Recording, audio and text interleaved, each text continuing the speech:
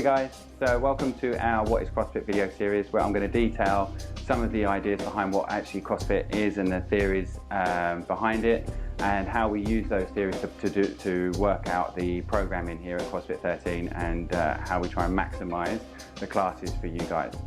So first things first, we need to understand what CrossFit is. So the whole principle of CrossFit is that it gives you general physical preparedness, sometimes written as GPP.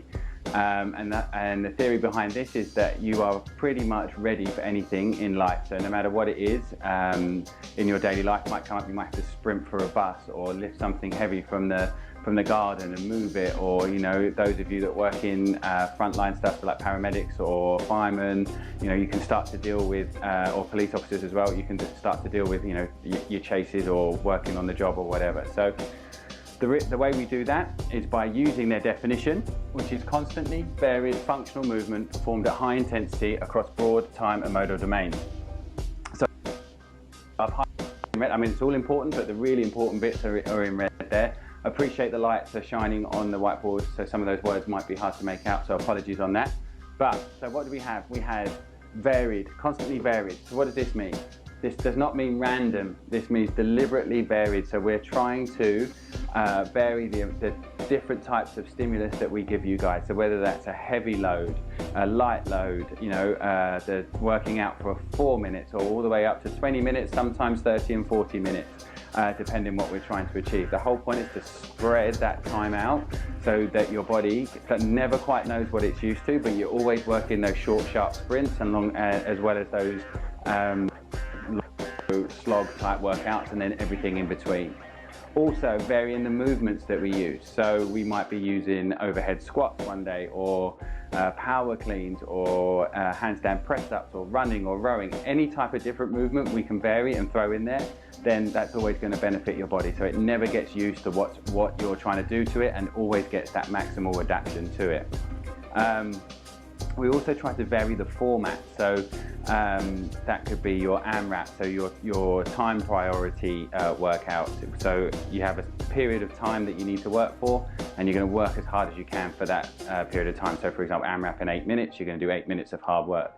Or you're going to have your task priority workout, so that could be your chippers. You have a list of tasks that you need to achieve in order to get your score and time for the whiteboard. You also have your rounds for time, which are going to be in those task priorities, so your 3 rounds, 2 rounds, or whatever, 5 rounds for time. So the more variance that we can add to that, the better the stimulus and the better the adaptation that you can. Then we have functional movements. So what are functional movements? There's a lot of buzzwords around this, and a lot of chat on the internet about this. Functional movements is actually pretty different for each person, but for now we're going to stay into what it means for CrossFit. So things like squatting, so getting up and down off a chair, a deadlift, so picking something up from the floor, a pull-up, pulling yourself up over an object, a burpee, an extreme version of getting yourself up and down off the floor. So these are all type of movements that you're going to use in your daily life at some point. They might not necessarily look like we do them in the gym, but they're more the extreme versions that we do. So when you have to do kind of the scaled down versions at home or in your life, they're nice and easy. Performed at high intensity. This is a big one. So I'm always on about this, about the intensity levels being really, really high. So we do things as hard and as fast as we can. The reason we do this is it tends to keep volume down, but your fitness up. As soon as we start to get unnecessary volume, obviously intensity will drop, so therefore your fitness levels, you're not getting the kind of maximal bang out, but also once the volume starts to go up, you get a lot more wear and tear on your joints. Negative sort of hormone things start happening, so cortisol level starts to rise, and then we have all sorts of other issues happening. You get niggling injuries, you spend a lot more time of your day at the gym when it's just not necessary.